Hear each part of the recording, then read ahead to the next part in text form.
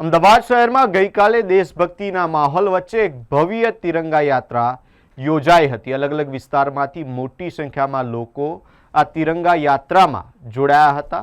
પોતાના હાથમાં તિરંગો લઈને દેશભક્તિની ભાવના સાથે જ્યારે મોટી સંખ્યામાં લોકો જોડાયા હોય ત્યારે સમગ્ર વિસ્તાર ભારત માતા કી જય અને વંદે માતરમના નારા સાથે ગૂંજી ઉઠ્યો હતો।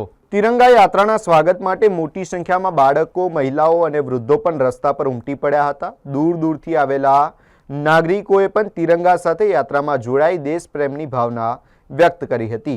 હજારો લોકોની ભાગીદારીથી અમદાવાદમાં યોજાયેલી આ તિરંગા યાત્રા દેશભક્તિના રંગે રંગાઈ ગઈ હતી। તિરંગા યાત્રાને સફળ બનાવવા બદલ આયોજકો દ્વારા અમદાવાદના તમામ નાગરિકોનો आभार व्यक्त કરવામાં આવ્યો હતો।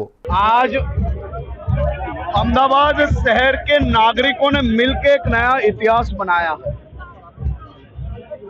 जैसे पूरा अहमदाबाद देशभक्ति के रंग में रंगा हुआ है। हजारों लोग किलोमीटरों दूर से हाथ में तिरंगा लेके मां भारती के नारों के साथ आज जब आगे बढ़ रहा था तो यात्रा के स्वागत में भी इतनी बड़ी संख्या में बच्चों से लेके बुजुर्ग सभी लोग देशभक्ति की ये तिरंगा यात्रा को इस स्वागत के लिए भी जुड़े थे।